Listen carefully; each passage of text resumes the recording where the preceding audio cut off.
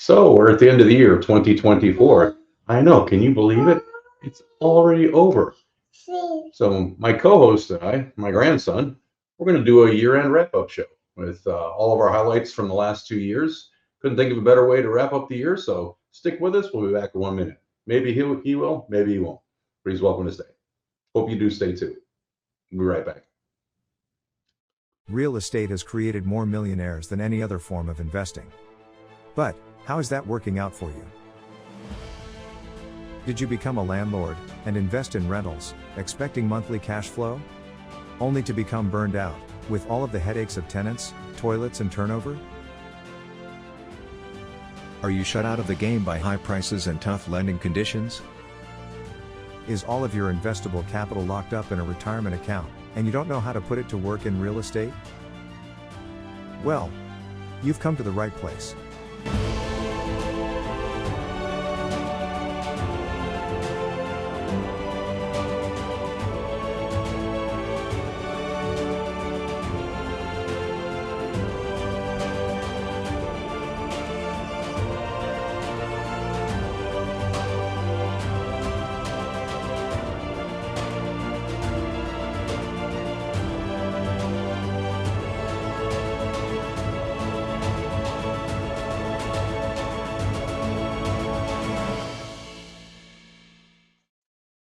All right, well, I'm back. I lost my co-host. I think my wife's milk and cookies lured him away, but that's okay. I think we'll see him before the episode's out again. But anyway, welcome. My name's Tom Force. Welcome to the Stress Free Cash Flow Podcast. This is the end of year 2, episode 13, and thought no better way to wrap up our second year than go back through the archives and pull some of the great content we have. We don't do weekly podcasts. We do them, probably quarterly, a little more often than that, but generally they're about an hour and 15 minutes long, and we've got a lot of great content in our library from a lot of great guests, and I just thought I'd take the highlights to wrap it up this year, kind of talk about what we do, and hopefully this will pique your interest and you'll want to find out more about what we do. And so I'm going to go ahead and talk a little bit about what note investing is. We're going to go through what we've been through since we were last on the end of October, and then talk about our sponsors, and we'll dive into the content. So anyway, I was at a networking event back in, I think it was the second weekend in December out in Vegas. One of my financial advisors runs this every year, and there are about 250 guests there in this room. And he started off by asking everybody who had reached their infinity number to raise their hand. Now, you might know that as the fire number or whatever it is, but basically it's defined as the amount of passive income you need to make to exceed your monthly needs. In other words, you don't have to work for the income, and it's there, and you have all your needs covered. And there's only about 6 of us in the room that raised our hands, and I was surprised. And so what I was even surprised more about was that they were going to ask us to get up and ask how we did it. So anyway, I got to do my 10-second elevator pitch, and I said, this is very simply what I do. I created a portfolio of first lien residential mortgages on people's homes, and the homeowners make their mortgage payment to me. That's it in a nutshell. There's various aspects of note investing that go beyond that, but in its purest form, I'm the bank, I own the note, and I get a monthly check or ACH payment. It's about as passive as it can come, and it's also secured by real estate. So that's what we're talking about here today. So, we're going to dive into this more. Let me get you caught up on the last couple of months.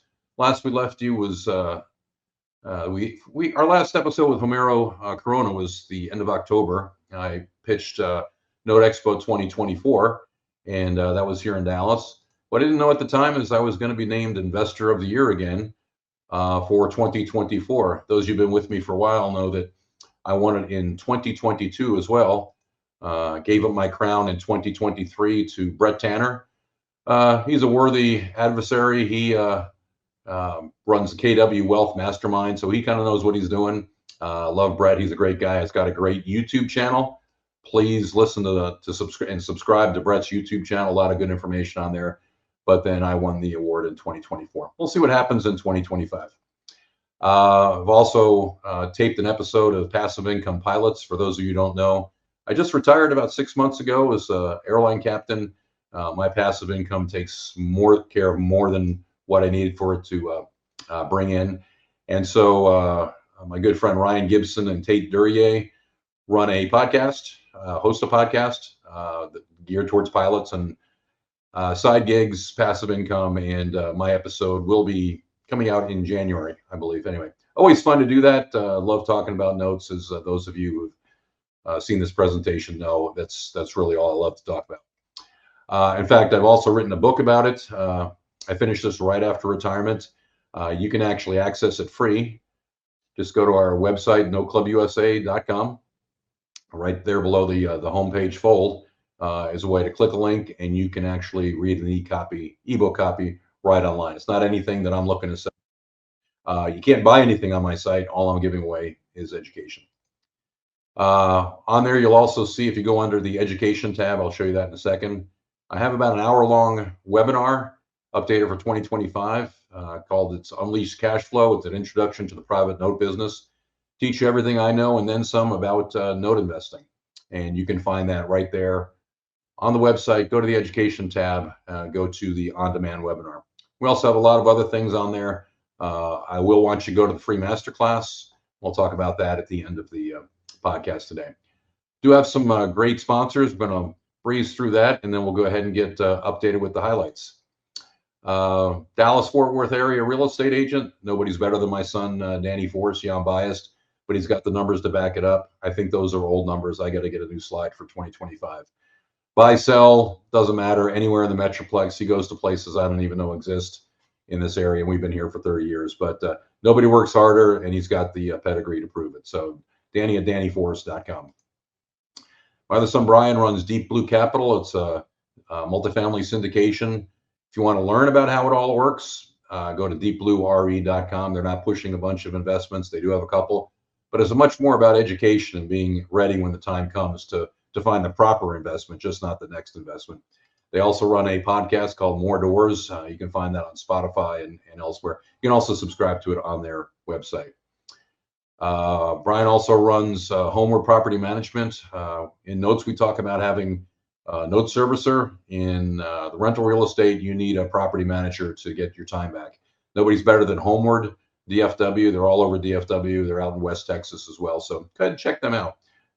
You might also want to get on their mailing list, because occasionally they'll have a property that comes up for sale. And if you're looking for somebody who might buy one of your rentals, go ahead and give them a shout over there as well. Hand in hand with Homeward is ProCare Home Solutions. It's the maintenance side of Homeward. They also do projects outside of that as well. So if you need somebody for your next flip or remodeling, go ahead and give the folks at ProCareDFW.com a shout. Finally, not finally, but next up is transaction coordination. Infinity Source is DFW's premier transaction coordination system and people. They've got over 1,000 transactions completed, serve over 150 agents. You can see the numbers. Give them a shout, find out how they can give you some of your time back and do it with professionalism. And finally, if you have a note and you want to sell it, tpfnotebuyers.com. Looks like I might have lost the bottom there. It's very faint. tpfnotebuyers.com. If you're looking to unload a note, go ahead and give them a shout. All right, so I kind of buzzed through that because I've got a lot of content today. I've got pulled a lot of clips from our past episodes. I'm going to take them in episode order. The idea is, if any of this clicks as we go on through and you want to learn more, just go to noclubusa.com. That's our main website. Go to podcasts. Go back and listen to the whole episode. That's what it's there for. That's why we do this, is to educate people on note investing, how to reach financial freedom, or whatever your goal is. And that's why I thought it would be a nice time to revisit all this as an end-of-year wrap-up. So without further ado, we're going to start with episode 1 back in the beginning. I think I'm going to precede that with a little video I did before that that first episode. But then that first episode will be Doug Faust. He's a hospital administrator from Laramie, Wyoming, who's reached financial freedom through note investing now and can retire whenever he wants. And then I'll introduce everybody as we go on through. Enjoy. We'll see you at the end. Hey, it's Tom Force from No Club USA, and today I'm in the beautiful paradise of Punta Cana on the eastern tip of the Dominican Republic. didn't always used to be like this. Back in the late 60s, some investors bought about 30 square miles of jungle and turned this into a paradise over time. It included Julio Iglesias and Oscar de la Renta have invested during that time. But it used to be called Drunken Point, and they turned it, they named it Punta Cana, which is probably a much better marketing move. But the Cana refers to that palm tree behind me. As you can see, I think that that base there can be a parallel for our investments. Looks like you can push that thing over. The water continually erodes at the base of that tree, but those roots have gone deep and wide, and they're probably down there a long way. And so you can't knock that tree over, even though inflation, as we would call it, is wearing away at the investment. I think there's a pretty cool parallel there. So anyway, I think we could say that the original investors here, their ROI was, we'll call it pretty good. Don't need to get a calculator out. But how's your ROI going these days? Scared money, sitting on the sidelines, losing to inflation, stock market afraid to open up the 401k statement, rental real estate has its ups and downs. The pro forma doesn't always match the cash going in. I've got an Airbnb as well, and last time I was on vacation, my guest drove me crazy, ruined a couple of days of my vacation. If you have an Airbnb business, you know what I'm talking about. What I'm not worried about is the cash flow from my notes. I've got a servicer taking care of those. I don't get phone calls about broken toilets, tenants, or any of those other headaches. And so I can relax and enjoy the fruits of my labor and have that cash flow coming in, and I'm not having to put out fires. So anyway, I'll make it brief. I'm gonna let you go. As you can see, as my unpaid actors walk behind me, you can see how deep those roots go. Let's work on getting your roots deep and start looking at note investing. Go to my website. We're gonna launch a podcast in January and hope to have you guys partake in that. Or you can go to my website, we can have a consultation or just ask me a question. I love talking about it. Most people don't know about Punta Cana. Most people don't know about note investings, but they're gonna fall in love with both. So come see noteclubusa.com and come to Punta Cana. You'll be happy you did both. But I'd never heard of this. When I got a mortgage on my house, I went to, local bank, and that's how I got my mortgage. But I just didn't really know about this, and certainly didn't know you could go buy them. And right. So when I tripped across it there, and then I heard Eddie Speed's name through that, and it took me a couple of years before I really actually bought a note. But that's kind of how I first discovered it. And I got onto a couple platforms online to try to buy notes, and I just really didn't understand. Your first note. My first one was $42,000. Okay. That's where I felt I needed to be, and I since have graduated to more expensive notes. I like more larger notes, I should say, just because the service fees don't take as much of the profit. But overall, my first few notes were in that $40,000 to $50,000 range. Okay, that's cool. What's your largest note now? My largest note was $235,000. Wow. So, okay. And that's down your neck of the woods and down in Houston. Okay, cool. Do you have any notes in Wyoming, or are they all around the country? Yeah, they're none in Wyoming. They're mostly in Texas, Alabama. I've got one in Indiana, Virginia. I think are the states that I'm in. But what went through your mind with, you live in a risk management environment. So what was your analysis with the notes? What you put all this money in, what was the worst that could happen? Yeah. So I using kind of due diligence checklists I got through Note School. I knew what to look for. And quite frankly, when you buy off Notes Direct, a lot of that is spoon fed to you as well. Those files are real clean. I still have to read through them and make sure you feel like that's the right asset for you to purchase. But that's what I did. I did my due diligence through there, made the purchase, and really haven't had. I've had a few issues, but pretty minor in the big scheme of things. And all 9 of my notes are performing at this point. 9 notes. That's cool. So what is that cash flow for you a month? Well, it sometimes it's roughly $7,000 a month. Is what it's supposed to be. Sometimes it's $6,000, sometimes it's $8,000. Sure. Somebody might miss a payment by 15 days, and it gets put into the next month. So yeah, but overall, it's roughly $7,000. So you've got 9 notes. You're a busy CEO. You've got 4 kids. When do you find the time to manage all these notes? How much time does that take? Well, that's the beauty of notes. If you buy them correctly, once you buy them, I probably should have showed you my fancy spreadsheet. That's my spreadsheet on the notes that I own. So what does life look like in a note fueled world where you don't have to work anymore? Is that your goal? Kind of tell me what the end game is here. What's your why with notes, and how does that look? Well, I think I originally got into notes just to find a better place to put my money versus bonds. The bond market was killing me. So originally I was thinking, well, this will just be a good investment opportunity with really no signs and sights of retirement. But then I started thinking, well, what if I could just, have $100,000 a year coming in off of notes? Then I would basically be free to not work at any point. And that's what I've really I'm driving for. So if I can do that, which I'll probably have to buy this note that I talked about, and then one more, and I should be at that level. So I could walk away from work if I chose to.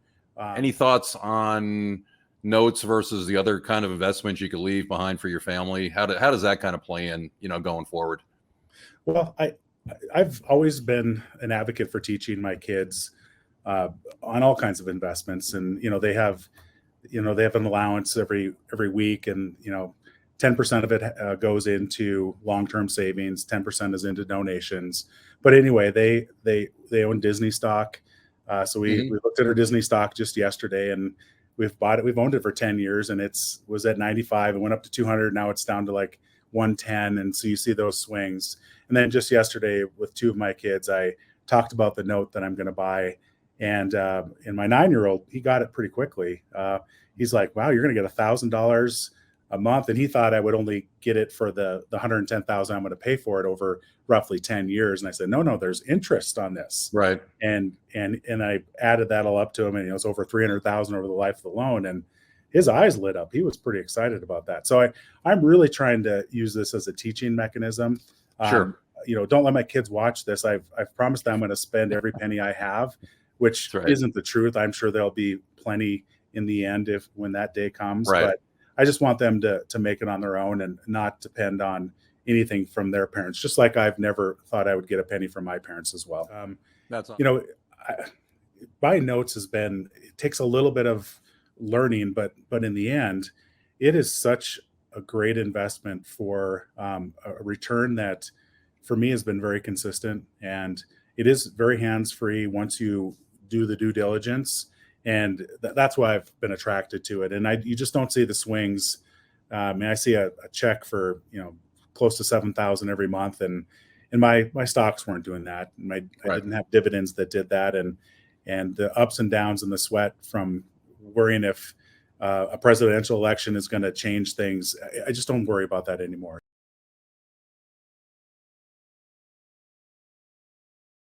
So you decided to transition from landlord to lien lord. That's yes. I prefer that a little bit. I still Tracy Z's term lean lady. I'm the lean lady. Oh, there you go. Okay. You trademark that. I like it. Lean lady. Anyway, this note was one that I did something called hypothecation on. Okay. And so hypothecation is where I use the note as collateral to borrow money from an investor. Mm-hmm. And so I hypothecated this note to an investor, and I've been making monthly payments to them that are less than the payments that I should be receiving in the future. So I still make a little money in the middle there, but that gives me the opportunity to have more money to invest in other deals to build my business. The most important thing for non-performing notes is the collateral. So you want to make sure that you have a good piece of property so that you hopefully get some money back when you do foreclose, if that's the final situation. I'm offering to write her a check if she will agree to sign over the property rights to me or my company. And then we will stop the foreclosure proceedings. So that won't be on her permanent record.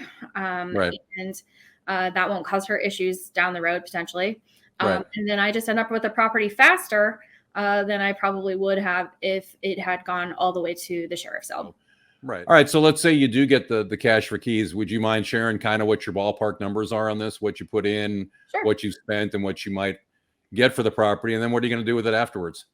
So I paid $32,200 for the property. Okay. And I've put in around $4,000, I believe, in legal fees right now.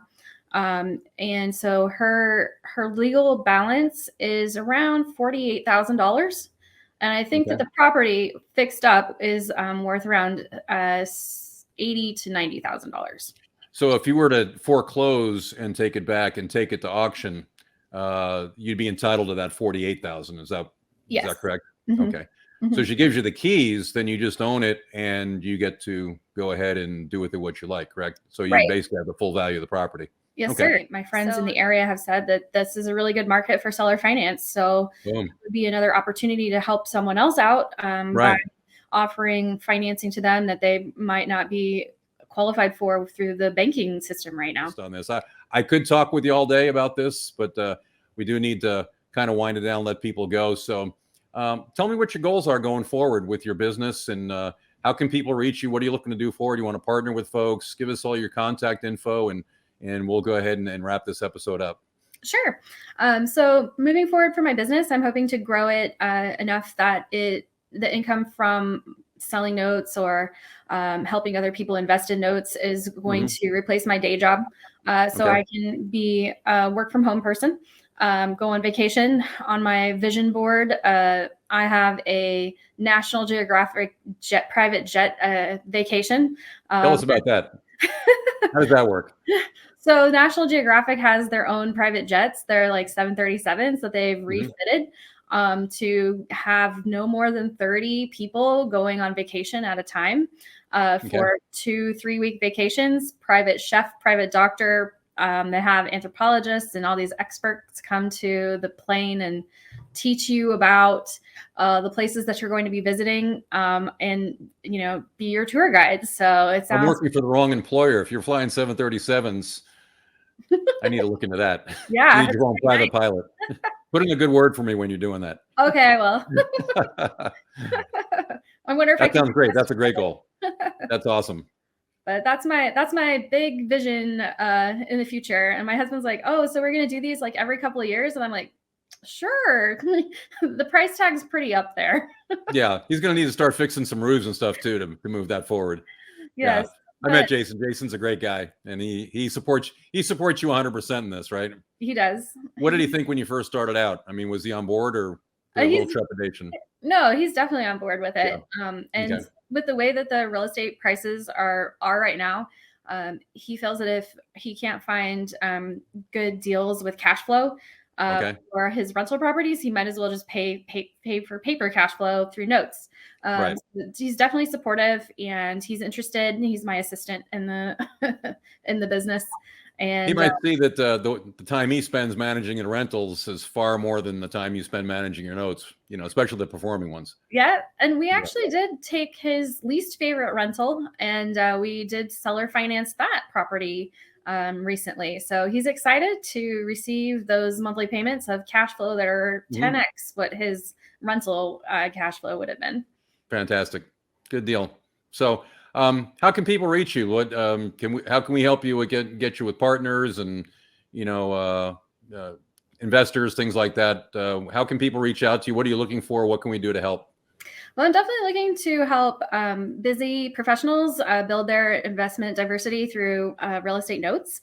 And so my company's name is Kennard Capital LLC, and that's the website, www.kennardcapital.com. And then my email address is also on the website, and I have a Calendly link there if you wanted to set up a one-on-one with me. But the email is Emily, EMILY, at kennardcapital.com. And I'm just looking to spread the good news about notes and how the returns can be a stable, predictable investment over time versus question mark, what's going to happen with the stock market today?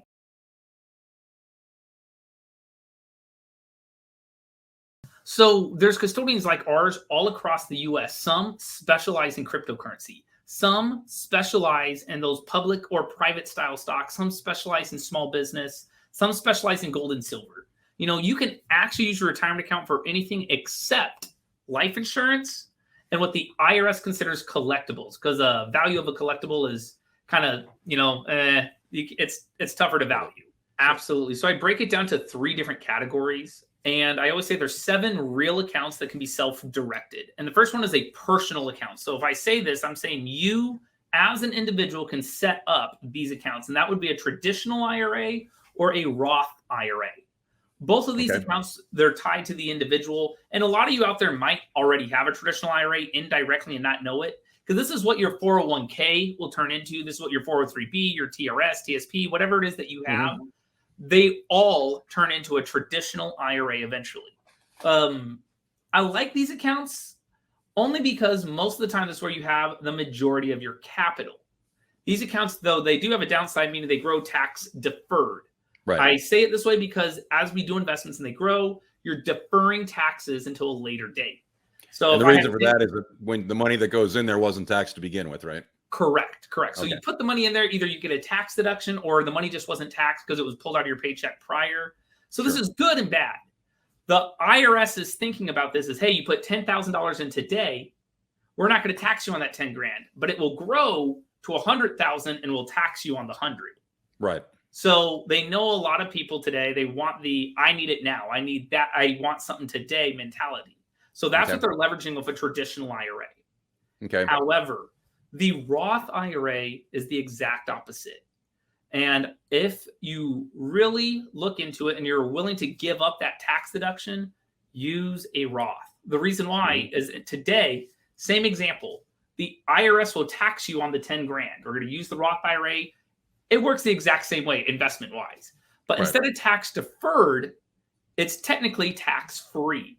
The reason why is you get taxed on the 10 grand and the growth is zero taxation, and not just for you, but even for your heirs. So if you pass away, they can inherit your Roth IRA and avoid the death tax and everything else. So what's really nice about the Roth is we can truly do these investments 100%, whatever it is you're looking at, and avoid 100% of the taxation. Sure. So the most common misconception is everyone says, well, I don't qualify for Roth. Nope, that's wrong. Everyone out there, I don't care if you're making $1 billion a year, you qualify for a Roth IRA.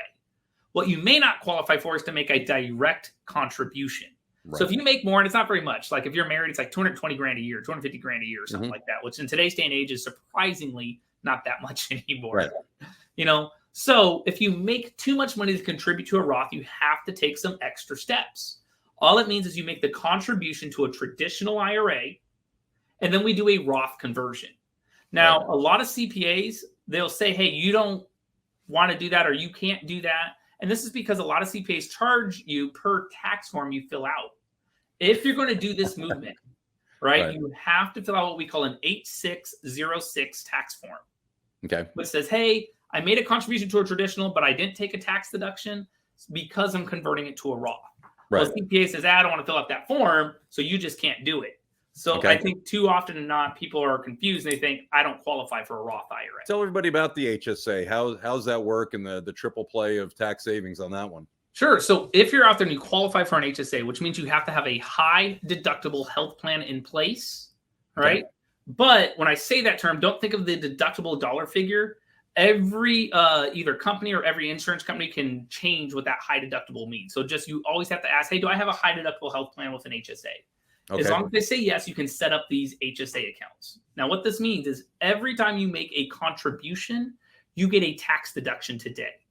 This is awesome. So that's similar to the traditional IRA, right? So you get the tax deduction for going in. But when you pull it out, as long as it's for a medical expense, it is completely tax-free. So notice, we like to call it the best of both worlds, right? Because you get the tax deduction here and you get the tax-free distribution here. But it's even better. If you use the HSA for any type of investment, all the earnings are also tax-free. Sure. Now, what's unique is every time I say this, people go, well, medical expenses, is that like the doctor visits? Absolutely, right? But it covers way more than that. An HSA can even pay for things like your glasses. It can pay for like over-the-counter medication. It can pay for anything that is considered COVID-related, which includes hand sanitizer, Kleenex, face mask, Tylenol. Wow. So I always like to point this out that, wow, I can work my job to make $20. I really got to make $30. Right. Right. IRS takes $10. I go spend the $20 on that same hand sanitizer, Kleenex, etc. Or I can use an HSA invest it, actually make a real $30 tax-free, spend the 20 and then invest the other 10. Like, it's so unique. And if we can leverage these accounts and you qualify for them, they are probably some of the most powerful retirement tools and or investment tools the IRS has ever given us. What about saving up for education? We talk, a lot about, for retirement and, health savings and all that. What do you guys do in terms of education savings? So you have two accounts you can actually utilize. Now, one of them is the education savings account, also known as a Coverdell or ESA. Okay. Now, I think these accounts are really unique and powerful, but we don't set up too many of them. But pretty much what happens is you set up these accounts for a child under the age of 18. You make contributions, and all of your earnings through investments are 100% tax-free. I can't stress that enough. So that's after tax money you're putting in, correct? That's correct. Okay. Is there a limit each year on that? There is. Oh, there's not a limit to earnings, but there's a limit to how much you can contribute. Okay. So I can only put in $2,000 a year per child. Okay. All right. So if I have this money and I set it up, all right, and great, we're going to put this money in there. We can grow it tax-free. You can pull out any of your earnings at any point in time for education expenses. Every time I say this, you jump to college. Yes, it covers college, right? And it covers schooling all the way up until the age of 30. Okay. But we can also use for any current school expenses, things like laptops, backpacks, school uniforms. It can even cover certain after-school activities like band or something along those lines. So it's nice to know we can use these accounts. Okay. And they are very powerful. The problem is that $2,000 contribution limit that I mentioned. Right.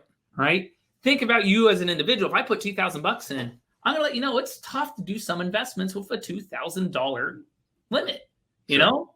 So you have to either A, partner it with one of your other IRAs, your personal IRA or something like that to get it working right.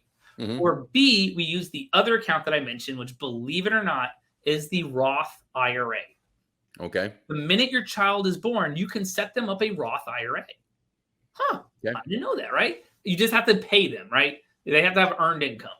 So pay them $6,000 a year or something like that and contribute the $6,000. You're good to go. Okay. Now, knowing this, we can pull out not only your contributions, but any of your earnings to pay for higher education expenses, tax-free. So this covers not only college, but it could also cover trade schools. So I let people know we can use either one of these accounts. I always tell people, talk to an IRA specialist first. Let them get to know you as an individual. How old are your kids? Because if they're 1 year old, the ESA might make sense. If you have a 16-year-old, maybe the Roth's going to make more sense, you know? And we can look at both of these and look at it on an annual basis. Say the Coverdell, even though it's only got a couple of $1,000s in it, or maybe $5,000 in it, I can partner with that when I buy notes. And so that kind of tags along. And so a portion of each payment every month would come into that kid's Roth or the ESA tax-free, and that they're getting the benefit of, tagging along on the train, so to speak. Is that correct? That's correct. And that's what my dad did. Like, if someone wanted to borrow $100,000, my dad was really famous for charging 12%, or a fancy way of 1% a month, Right. So he would lend $97,000 from his account and $3,000 from my account. When the borrower made a payment, the payment was just automatically split, saying, great, we know that $970 goes here and $30 goes here. Fantastic. And so when the note paid off, we now had $3,100 to lend and $3,500 and et cetera, et cetera, et cetera. Okay. So out there, just so you guys know, if you listen to my story, I did not care about this stuff when I was younger. And there's honestly, if you're out there and you have teenagers or young college students or high school students, understand it is very difficult for them to look at you as the investor. It's very difficult for them to look at you as, what you're talking about, because your mom, your dad. Right. But as they get older, it shifts. And for me, it was about 27, 28 years old. I was like, maybe that old man knows something that I don't know. Maybe he's smarter than I thought. Imagine that.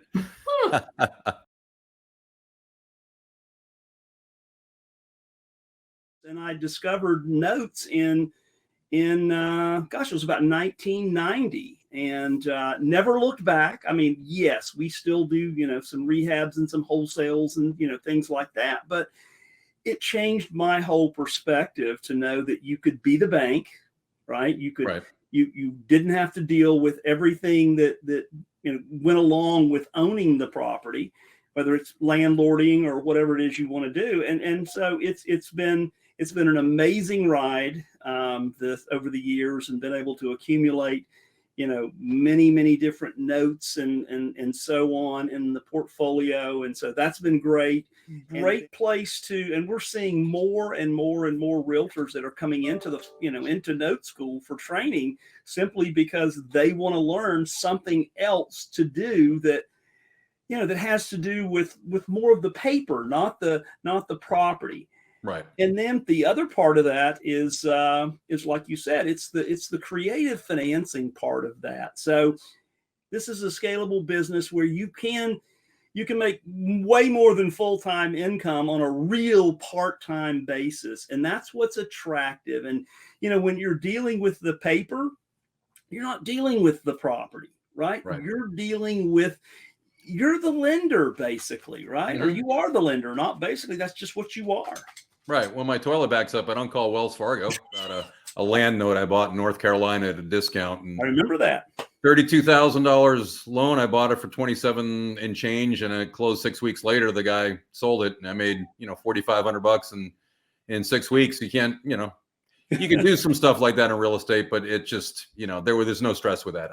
No realtors involved, anything like that. So those don't happen all the time, but the possibility is there. But buying at a discount is key, and I don't want to get all corny and on all of that, but you're right. That ecosystem that we have inside, we've got some. You've had several on your podcast, and you'll have many more as you start to build that. But a lot of folks that are really engaged, we have a lot of fun, but we can be very serious about the business, and it's a give back thing, and it's cool to have.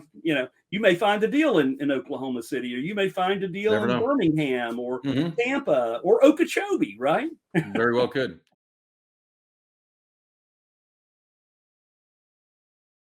The first thing you're right, Tom, the first thing anybody has to do is figure out, hey, am I even interested? Right.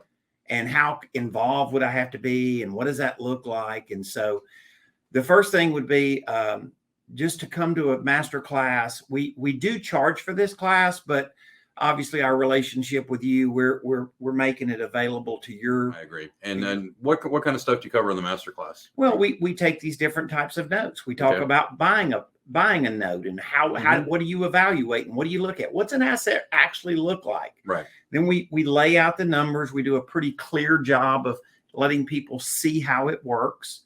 And we talk about this idea of a partial, and you talk about, like, would you buy it? Would you not buy it? Like, what do we look at? What do we evaluate? And then we'll talk about non-performing. We talk about how you find these notes. Like, where are, like, people say a non-performing note. Yeah, we do well dealing with people that are looking for another chapter in their life. A lot of times, Tom, they're a story like yours. You're retiring into a next business, but you're not looking for a business that wants to take up all your time or your ability to do things. While you have the ability, you just don't want to have to do it. Right. Exactly. So, notes, for whatever you're interested in, whether it's just cash flow or actually want to make a business, then kind of pivot. You don't know what you don't know. And that's the big thing. And you want to come out. I didn't know all about the other aspects of notes. I didn't even know about notes 18 months ago. I didn't know you. I didn't know the business, but I dove right in and I took massive action. And that's what we want you to take. And we also want you to explore your why. And I think the masterclass gets into the why a lot. I know Max talks about and wants to get in the headspace as well as to why you do this. And Eddie, what's your why at this point? I mean, you're old enough and experienced enough and have enough cash flow to walk away. But what has Notes done for your why? I think my why clearly has been charities that we've been able to be deeply involved in and very effective with, because we got introduced into a great business, and we have great resources of that. And then also my why is our family and our legacy, and not to go give them money, but teach them what we've learned. And we have done that, I think, well. We've not given our kids a bunch of money. We've given our kids a lot of creativity and a lot of resources and information to learn how to go do this well. Right. Now they'll get some money, but we didn't start out giving them money. We started out giving them something that's better than that. Absolutely. And your kids are involved in the business, right?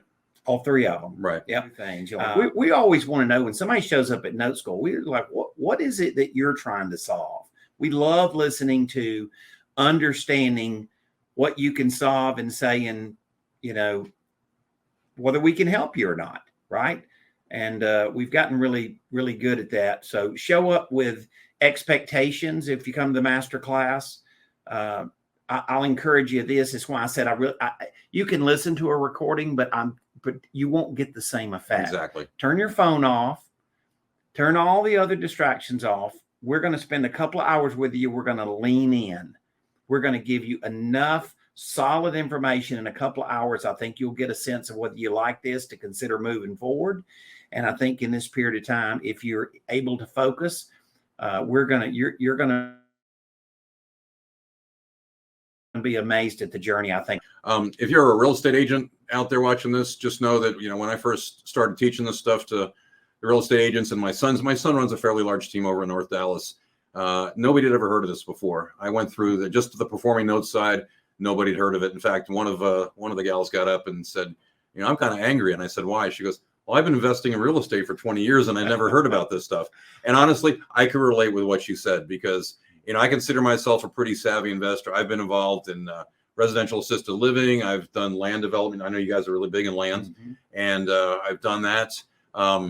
It was just a stroke of luck and fortitude, fortunate that I was led to you through another provider. And like I said, you don't know what you don't know. And it's changed my whole outlook on retirement. I'm ready to go now. My cash is deployed.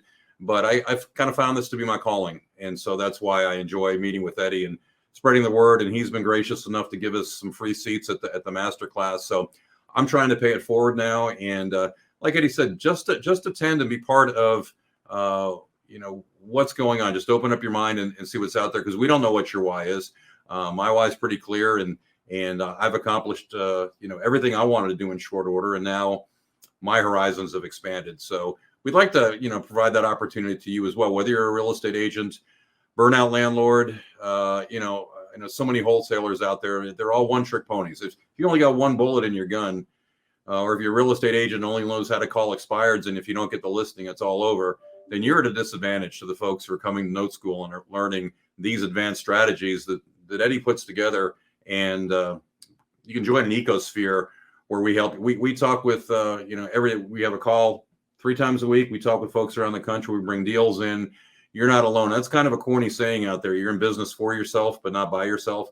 With Note School and Eddie, I wouldn't be sitting here if I didn't believe in them. And they've had my back all the way. And the time and effort that I spent investing in Note School paid off for itself like in the first 2 months. And it's all gravy now. So I guess my parting question would be this to the audience. Would you rather be a landlord or the bank? It's pretty simple. Absolutely.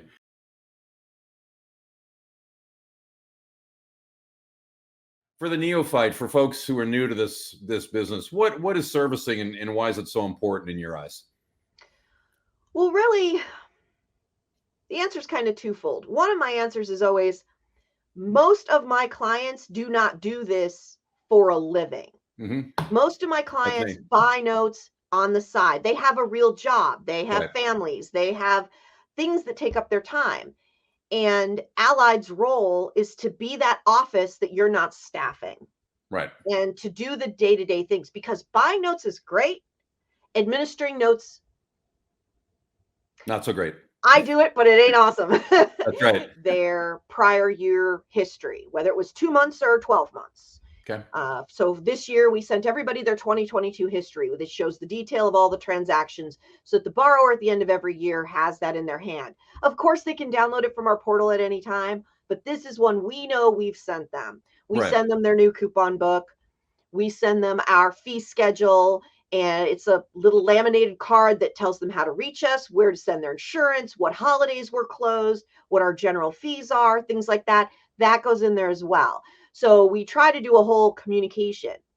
But one thing, it's really simple when you look at just what the IRS wants. But then let's talk about Texas has special rules. If it's a contract for deed, Texas requires you to disclose certain information annually in your year-end package. So Okay. our year-end package just does that automatically. And we actually give that information to every borrower. Okay.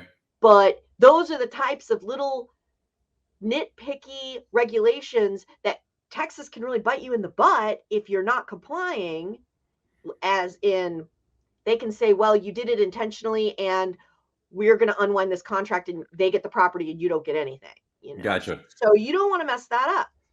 We also do 1099 interest statements to our customers. Yep. Which That would be me. I get those. on the face looks like a simple process, right? Right. Except you bought it from one of our other clients halfway through the year. So you get 6 months, they get 6 months. Right. Or you bought a partial. So your 1099 int is based on the partial, not the loan. So it's not as simple as we just give you the same number that was on the 1098. Yeah. Okay. So we have to figure all that out. And for borrowers, late charges are included in their interest number. The IRS Okay. considers that interest paid, and it is included in their total deduction. It's not the case for the 1099 ints. The 1099 ints strictly report interest. So now you've got those two issues. We also do 1099 MISCs because we do have some landlords, so we have to report their rents. Okay. And we have to do 1099 NECs because we pay attorneys. There you go. And so if you're paying your attorneys, you are also expected to do a 1099 NEC and file it with the IRS and send it to your attorney. Light bulb moment there, folks. You're probably Yeah. late by the time you've seen this, it's too late. But Well, it is remember for next year. but, you know, it's the NEC is a funny one because the IRS expects you to report it, but right. the IRS puts the burden on the attorney to get it right. It's Okay. a funny sort of statement. It's informational. It's not like they include them with their filings, but Right. Yeah. you still have to do it. Still have to do it. And- Notes under your purview. Let's talk about what happens when somebody goes over 90 days and how do you guys get involved in it? You know, in our discussions, I found out that your ways are, very cost effective and very efficient, but for somebody who's brand new to notes, they may not know what happens, what those milestones are and what a servicer does.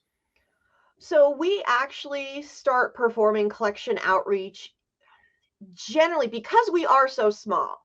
Our outreach tends to really hit at that 30-day delinquency mark. Okay. Especially since when you're talking about seller held paper, borrowers do not pay on the due date. They No? generally, if they're performing, pay before their late charge hits. There So you if you're go. due on the 1st and late on the 10th, I got the money on the 10th. Yep. It's just the way it is. Unless, Yep. I mean, there are exceptions. I have customers who are on ACH. They get their payment drafted every month, and great. Right. But most people who are writing a check, and I can't tell you how many physical checks I still get, they're paying to get it in by the grace period. Yeah. So we know, and a lot of them, maybe they're going to pay later in the month.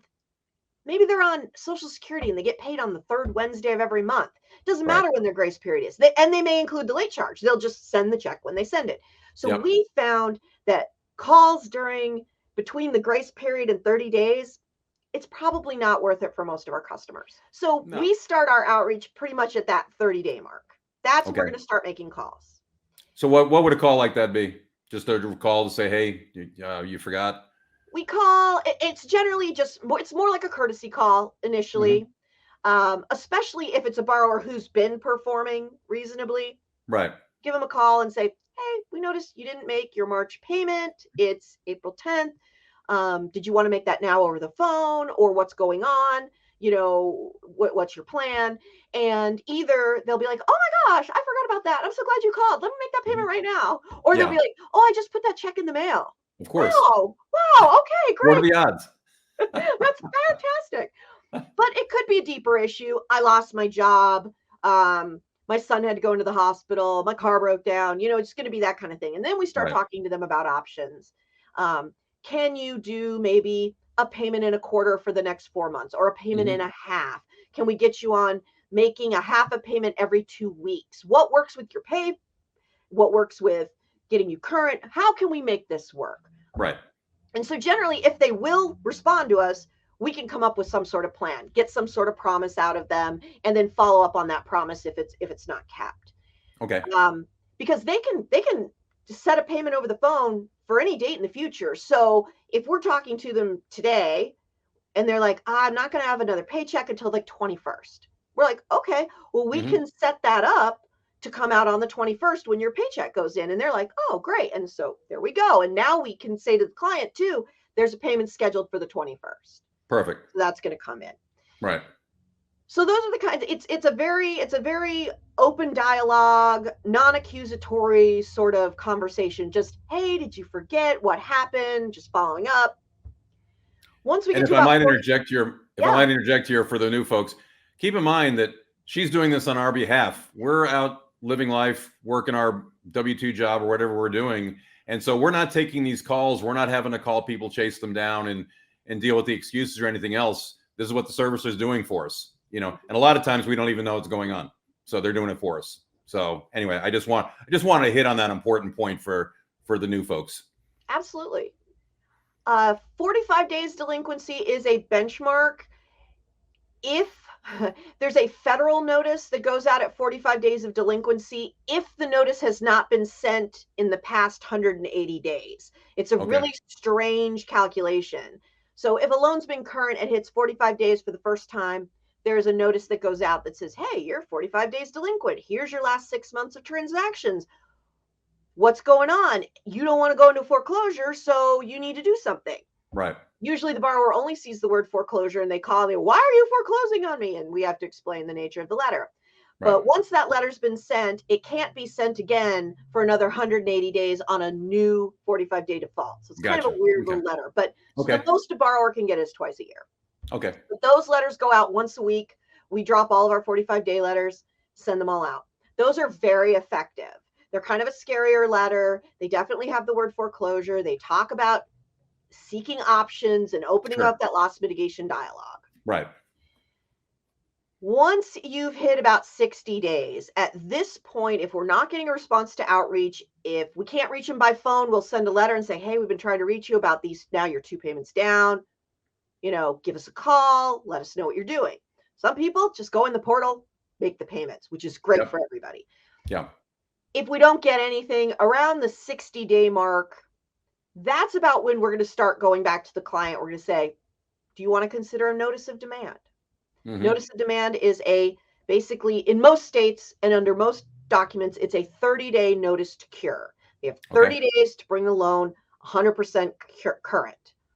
Okay. Of course, loss mitigation is always an option at any of these points, but this does restrict the account. They have to pay in certified funds, so they can't bounce a check on us. Okay. And they have to pay everything. We're not going to take a partial payment unless the client has said, hey, if they'll get me half, I'll let them do that with a payment arrangement after. There's all sorts of flexibility, but generally this starts the clock. Okay. If they don't pay by the end of that 30 days, once the loan gets, if it's owner occupied, once the loan gets to 120 days, you can move on to foreclosure. If it's non-owner occupied, definitely an investment property, as soon as that NOD expires, you can move. And you can even up that clock. If you know it's non-owner occupied, the client can call it 35 days and say, I want an NOD sent. Okay. And as long as we're not restricted by having to send the 45-day letter, because that has to go first. Right. We could be like, yeah, absolutely. We'll send that right out. Allied does most of their notices of demand in-house. They are generally $100. It is billed to the client at the time of service. It is also assessed to the borrower's account and is fully recoverable. Sure, I understand. Not all legal fees are, so it's important. You could get the $100 back. There are I want to highlight that's a bargain. Having had to shop around for NODs in states that you don't service, $100 is a bargain. You know, and I know that it's going to be 100% compliant because this is your business and this is how you do this. So I know that everything's going to be tight and exactly what we need. And, you know, our NODs are regularly vetted by our local attorneys. We recently made a change to our Texas NOD to be a little stronger, a little tighter. So what do you all do in terms of monitoring the escrow and the insurance and all that we don't have to worry about? So for all loans that are in first position or are wraps with true escrow where Allied's administering the escrow, most of our setup fee goes towards the acquisition of the tax contract. And Okay. our vendor ensures that we get the bills on all of our escrow deals so that we can pay them at the point of greatest discount to the borrower, or at least timely if there's no discount Okay. offered.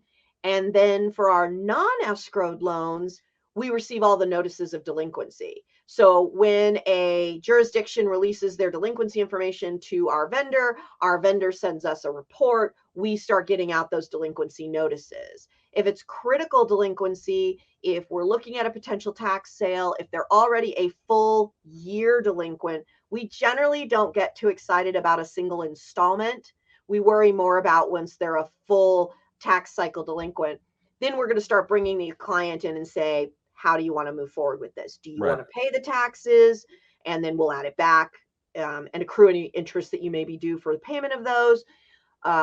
Do you want to pay them, send the NOD? Where do we want to go? So we'll start talking options.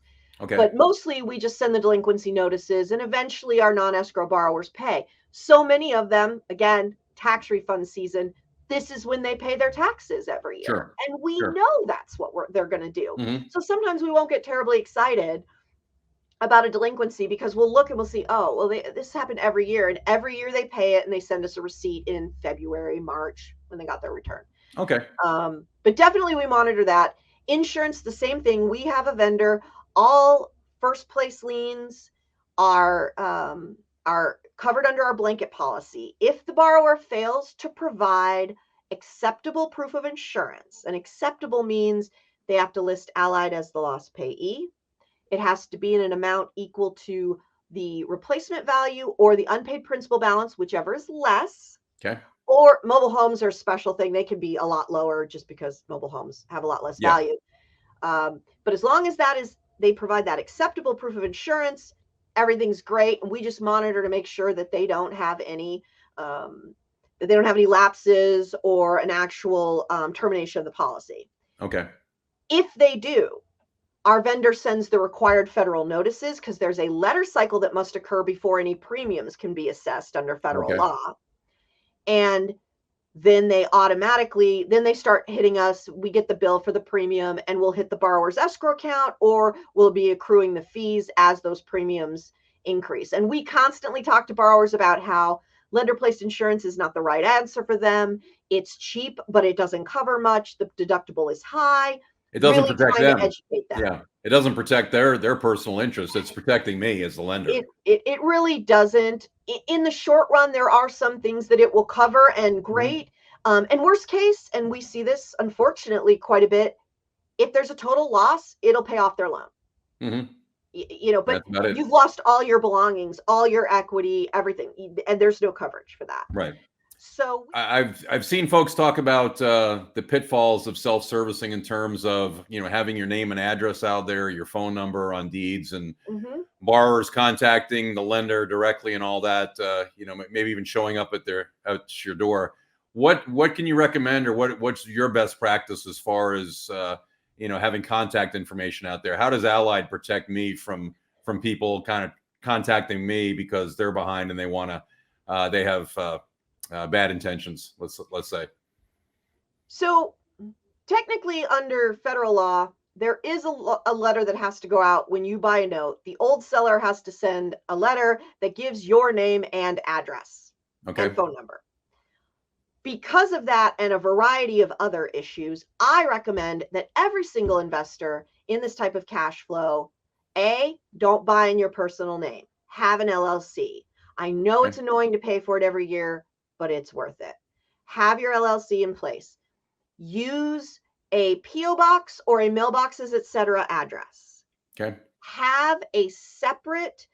You can get a free toll-free number or a mass toll-free number on the internet. They're not expensive. Google Voice. It will push through to your phone, but they don't see your phone number. Get yourself your own toll-free number. Because it's a federal requirement to have that available, right? They say toll-free, but nowadays nobody pays for phone calls. So it's we're dating ourselves. Yeah. But here's the thing. Legally, I can't not tell a borrower your company name and phone number and address. Legally, I have to disclose that. Okay. So that means if you're not creating those protective walls, you're going to have borrowers calling you because I can't not give them the phone number because they're mad because I'm like, you're being foreclosed on because of this. Well, I want to talk to my lender, and we can't deny them that option. Right. You can always turn them right back to us, which is great. Please do, tell them, I'm sorry, Allied handles this for me. You're going to have to call them. Right. But have that PO box, have that LLC, have that toll-free number that is not your own number. The other things that you can do are contract for deeds. When you buy those, there's a deed that gets recorded, sometimes an assignment. Again, have your LLC. Use either Allied's PO box, which on a contract for deed is a big deal because then we get all the tax bills, municipal violations, and any other notices. I know what you're talking about. Let me tell you, if you're selling a partial on a contract for deed and you've got a passive investor, you don't want them getting those notices. Why is that water bill showing up every month? Exactly. Yeah. Send it directly to Allied. So you can use our PO box. We're all about that. Or have your own PO box and be prepared to forward those things to Allied timely. Fantastic. Never put your name and address in a public record document. That is my advice. That's fantastic. Allied's PO box can be used at any time for any loan we service. This particular part right here is gold because what you have is a back office looking over your shoulder, making sure that they get in front of any problems before they become a big problem. And that's absolutely incredible. Melissa, this has been incredible. We've got a lot of people with rental backgrounds, and if they're doing it right, they have property managers and they're paying 10% of their monthly rental, and they don't even think anything about spending a couple $100s a month for this kind of service. I would pay a couple $100s a month for the service that you provide just to keep me out of trouble, but that's not the case. What do you charge me for my performing notes? So a performing note is if it's a first lien, it's a $100 one-time setup fee. If it's a junior or a not true escrow wrap loan, it will be $50. Okay. And then after that, performing notes are $18.50 a month, plus we receive half of any paid late charges. So less than $20. You do this all for me. For a perfectly performing note, yes, it's going to be $18.50 a month through the life of the loan.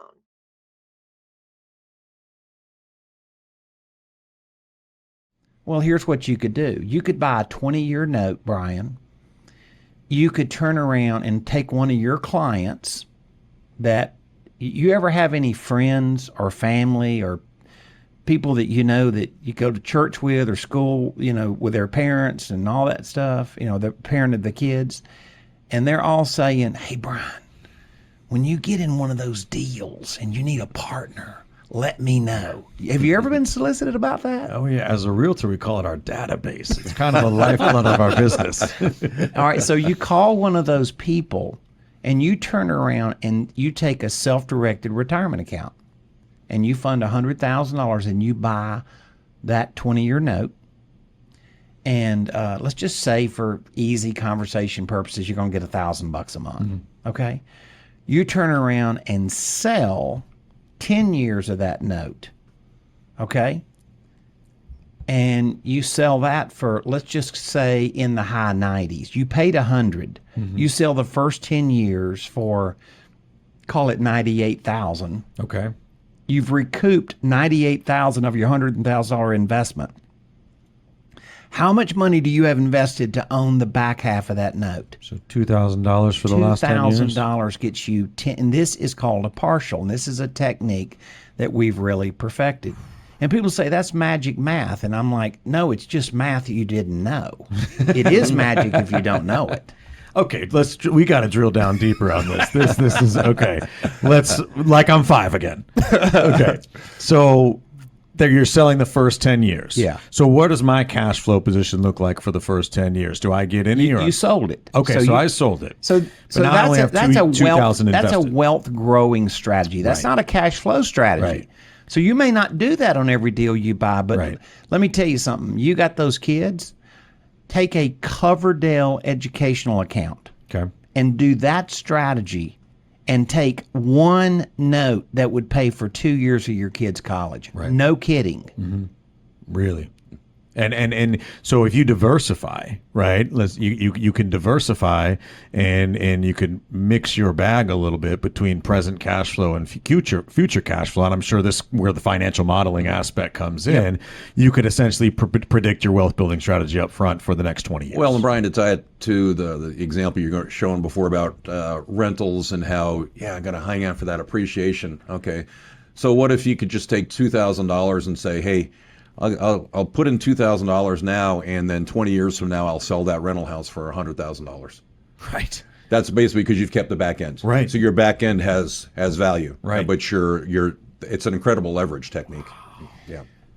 And we'll, at the end of the show, we're gonna give something so people can kind of see a little class. We'll have a couple of hour little class and actually go through step by step and show the math and show, so it's not. I don't want to make it mystical. Sure. Right now, we're just talking about what's possible, not all the mechanics. Sure. Of how you do it, but we're saying what's possible, and people will come to me all the time and they say, Eddie, you talk about having investable capital, and I do have investable capital. I have 300,000, but I'm not Tom, and I can't go own 20 notes. And I'm like, oh yes, you can. Yeah. Right. And so, but once again, they don't know what's possible, and we're simply teaching people. You know why I love realtors?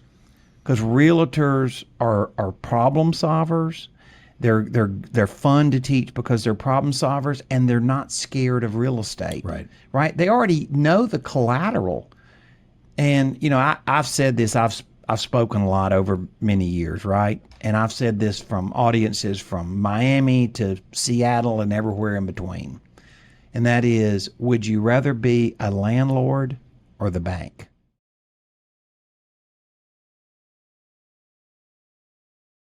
Well, originally I signed up with Note School because I needed to learn creative financing because I started where I started. I didn't have a fund to start investing with. So I needed to learn the tips and tricks that he teaches, which are fantastic, and implemented those.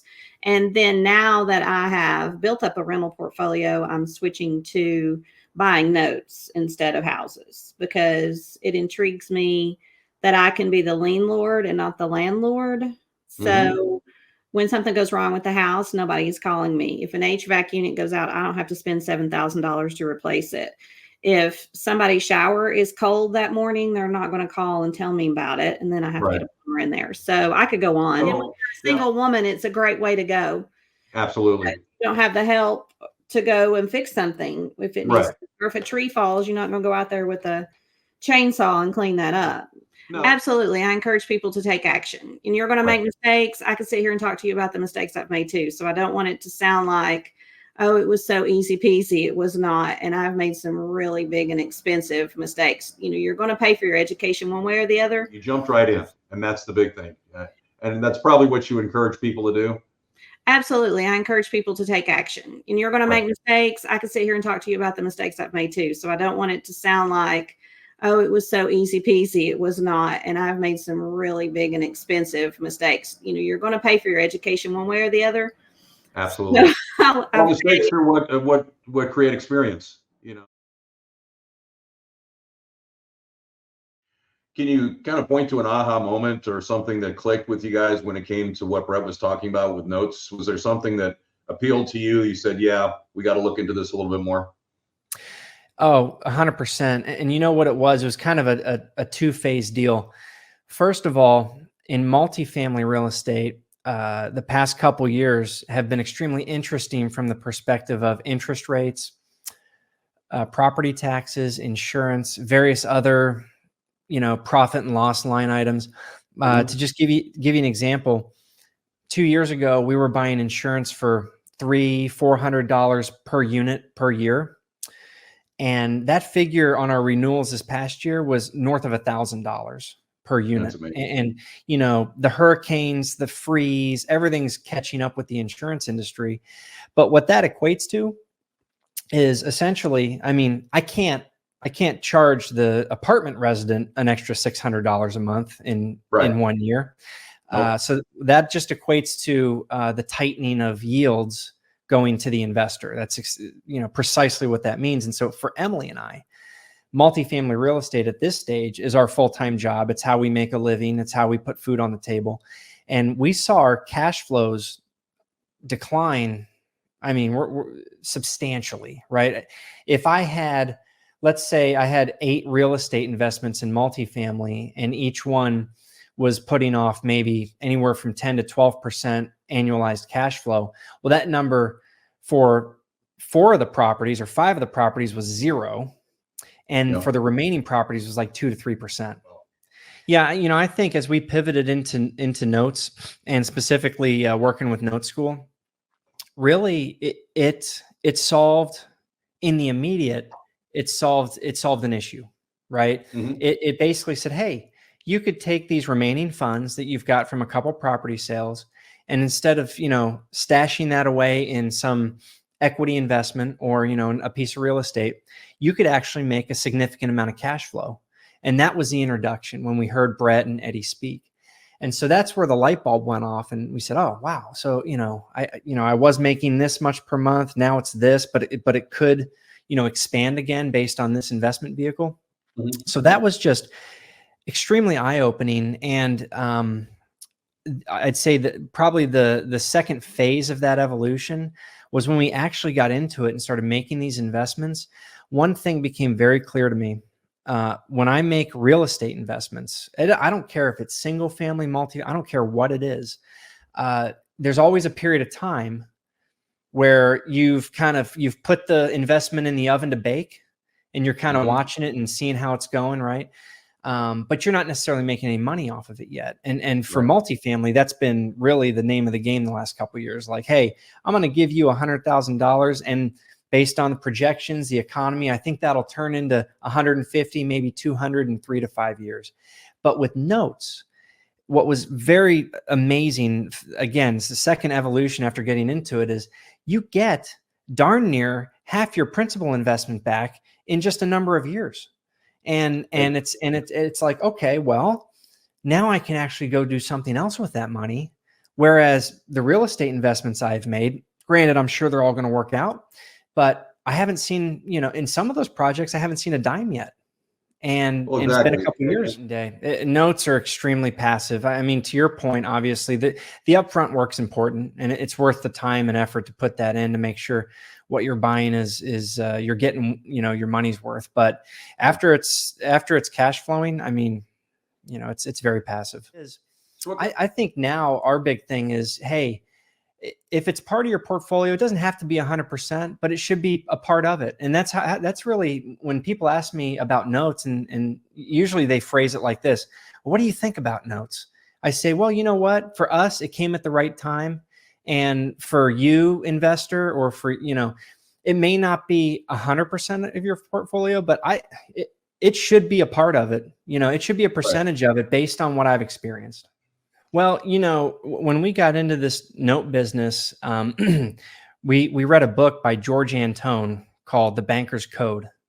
And one of the biggest takeaways from that book for us was the fact that, and you pointed to this earlier, Tom, if you can prioritize the velocity of your money, in other words, if I've got whatever, $10,000, $20,000, $5,000 sitting in my bank account, if I can actually do something with that and get that principal back quickly, then that actually has a higher rate of return than if it's, well, of course, if it's just sitting there. But I've already proven that it has a higher rate of return than if I put it in, say, a multifamily investment, which I probably won't see for 3 to 5 years.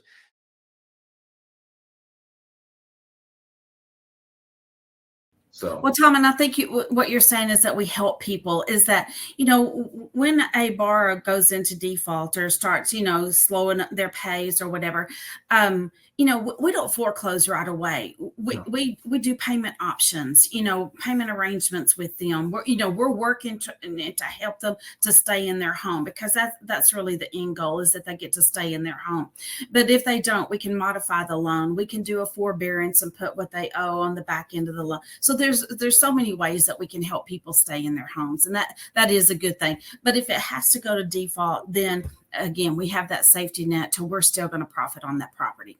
Yeah. Absolutely. So Eddie Speed, owner of Note School and Colonial Funding Group, he asked me to join the Colonial Funding team. So that is the trade desk side of the business. So Note School is strictly the training, and then the Colonial Funding side is where the trade desk at Colonial Fundings, they acquire properties. They do all the due diligence on those notes. Not properties. I keep saying property.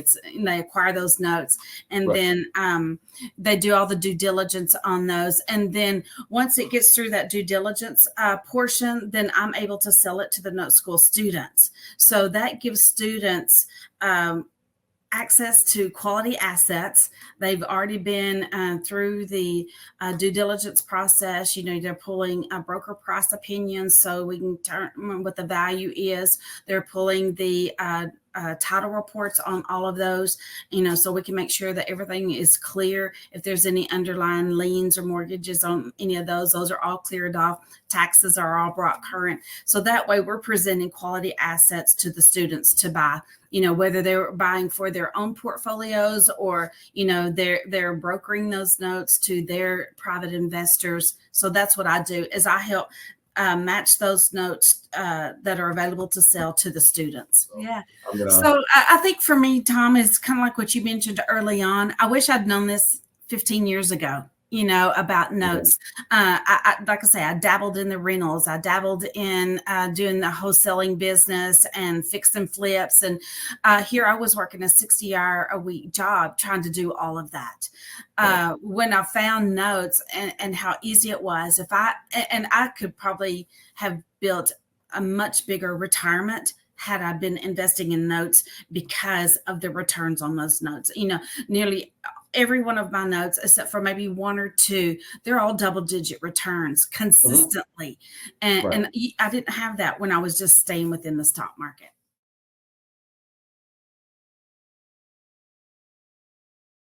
So, since I got started in Note School, I knew that out of everything that, we've done, and my wife is somewhat involved.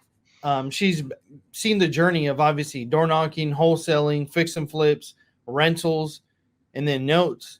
The thing that she loves the most is notes because it's, for us, the least amount of work and typically the most amount of profit, right? I mean, I know Eddie and a lot of people talk about and say, you can make more money with the pen than you can with the hammer, right? And we were really going out there, spending a lot of time and energy and resources when we're doing fix and flips, rentals, and things of that nature. But notes just made a whole lot of sense. So we've started focusing and shifting to mostly notes. And we even started selling off some of our rentals to owner finance buyers and creating and originating notes. As I like to say now too, the money's in the money, right? Really understanding financial modeling and what you can do with notes. There's just so many things that you can do with notes that I had no clue, right?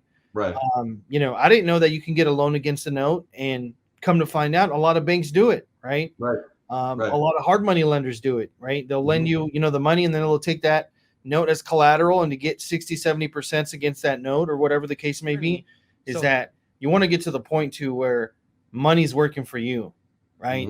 And that's the main reason I got into notes.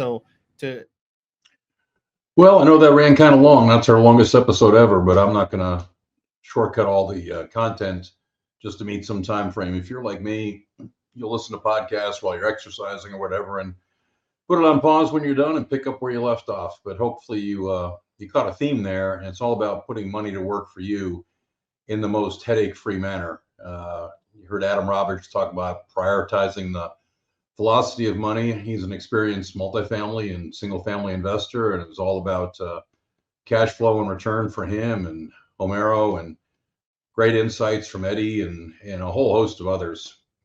Great time with Melissa, the servicer. So just a whole wealth of content. Hopefully you go back and listen to it again, or you just go to our website and watch the full episode. So that's all I got for you. Hopefully I've piqued your interest enough to go to one of Eddie's free masterclasses. Just go to noclubusa.com. Up on the top in big bold letters says free masterclass. Go ahead and sign up. You don't know what you don't know. I didn't know about this 3 years ago. Sure glad I did. And now I'm just making sure everybody I know does as well. So anyway, be safe tonight on New Year's Eve. We'll see you on the other side. And here's to a prosperous 2025. Y'all take care.